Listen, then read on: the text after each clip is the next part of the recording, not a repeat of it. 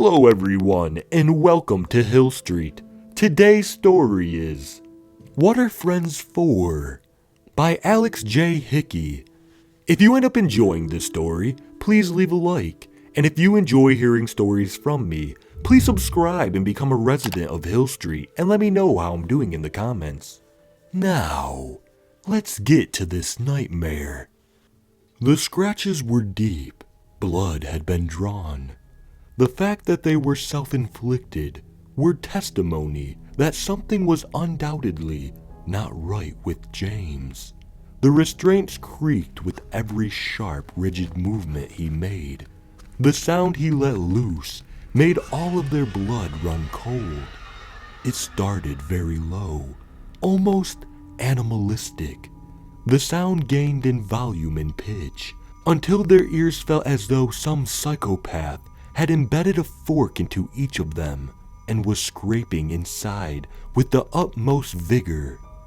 Jeff and Marco looked at each other as they stood above the bed that contained the body of what had once been James. Fear. Fear was so evident in them, it seemed to be written on their foreheads in luminous font. It had just been a silly game. Nothing more and nothing less. The goal of the game was to talk to a spirit, to see what it knew about them or what was in store for their future. Because according to the stories, spirits could tell you that sort of stuff. What they had brought into our realm was far from the idealistic spirit they had imagined. They were under the illusion it would have been friendly and cooperative. How wrong they had been. James' skin had taken a yellowish tone. His breathing was fast and shallow. From time to time he twitched, like a dog does when it is in the throes of a dream it cannot wake up from. They didn't know what to do. Jeff shook him. All that accomplished was to show them the whites of his eyes as they rolled back in their sockets. He stopped, and they just stared at the ghastly sight of their friend before them. The bed rattled and shook as James started seizing. "What do I do?" Jeff shouted in a panic.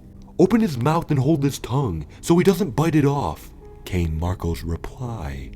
In a flash, Jeff gripped James' jaw and pulled it open, while immediately inserting 2 fingers to place on his tongue. The shaking and convulsing persisted until again James let loose the blood-curdling sound he had made earlier, and with that looked directly at Jeff. What Jeff saw in the eyes of James was not human. Their gaze was broken when suddenly Jeff felt the most excruciating pain he had ever felt course through his body. He looked down and let out a scream as he saw James covered in blood, with 2 badly removed stumps where his fingers had once been. James laughed eerily, but not before he chewed the fingers he had unorthodoxly removed and spat them onto the floor to his side.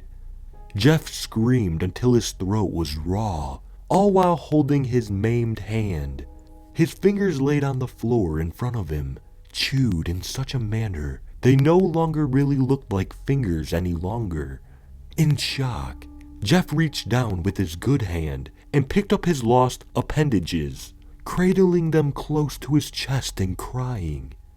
James' laughter continued while Marco stood there, unable to move or say anything. The game had gone well at first, or it seemed. They set the board up, darkened the room, and lit the candles as the instructions had dictated. They joined hands, said the incantation, and proceeded to all lay hands on the small bit of glass that would guide them to the letters and phrases that were spread out on the board, and that the spirit would use to communicate with them. They asked the room if anyone was present from the spirit world, and it was not until a good few minutes later that they all felt a gentle tug on the glass that led them to a block on the board. marked yes. They looked at each other in excited disbelief and went on to ask their spirit friend a number of other questions. Little did they know they had invited something that was interested in more than playing a game with a few young adults. "What do we do now?" Marco screamed at Jeff, who now sat on the floor cradling his disfigured fingers.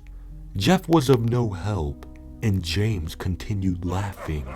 Although the pitch and tone of it changed drastically, it sounded as though he was laughing in a cave, and it was echoing all around him. Marco looked around the cabin room for some sort of guidance. It was a very minimalistic room, a single table in the center of the room, board games still atop. Their sleeping bags littered the corner of the room. The section that contained the kitchen, messy as a toddler's room, littered with empty beer cans and alcohol bottles. The wind blew gently outside, gently rocking the door on its hinges. Marco, being the only one of sane mind, entered the kitchen. He tried his cell phone again, but due to their location being in the woods, network eluded the cell phone. He could not make any calls. He considered getting James and Jeff into the car, but instantly thought of when the drama had started, and James had been spitting and babbling like a crazy person, while all the while clawing at his own skin. He thought of how he felt when the spirit they had been talking to informed them they would all perish together, and that it would make one of them its own. James had apparently been the chosen one. Getting him into the car now was out of the question. They had to deal with the situation here. His thoughts were interrupted by the desperate shouts of Jeff, and upon turning back to them, saw James had broken the restraints of one hand and had wrapped his hand around the neck of the fragile-looking Jeff. He thought quickly, opened the kitchen drawer, and drew a knife. He knew not of what he was doing, but ran to the bed and began stabbing.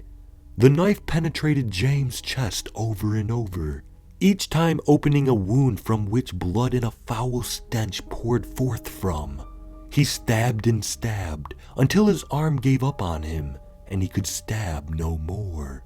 He collapsed onto the floor, turning his neck to see Jeff cowering in the far corner of the room, dismembered fingers left laying forgotten on the floor.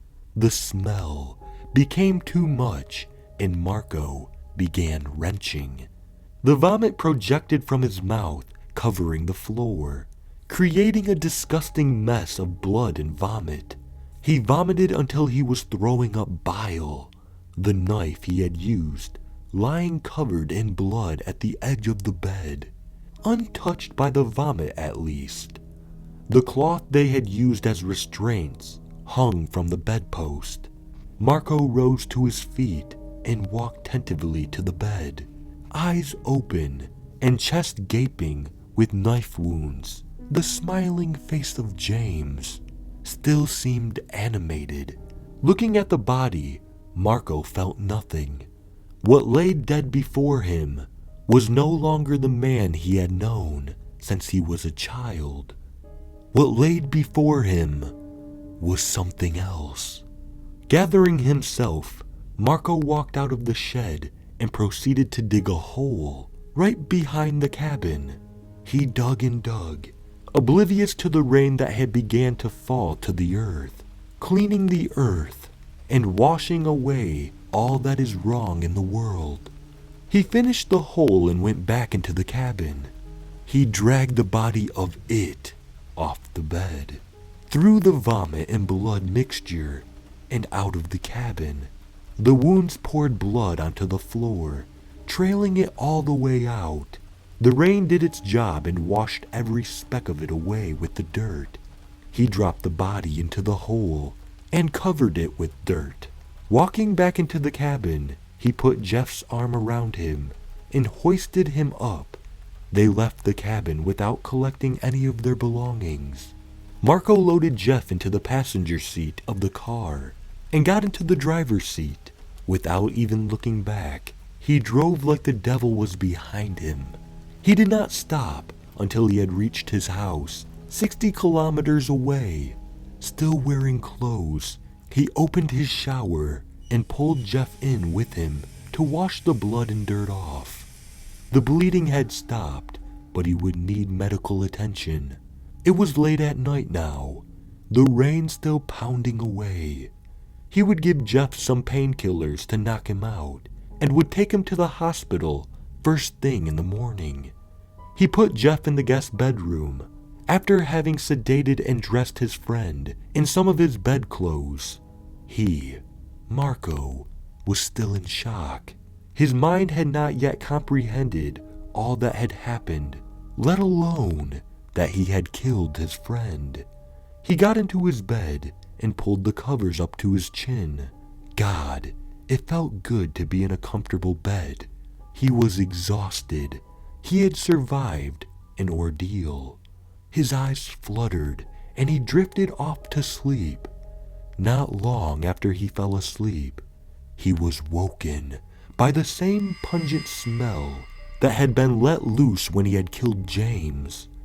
He opened his eyes and immediately felt his heart in his throat.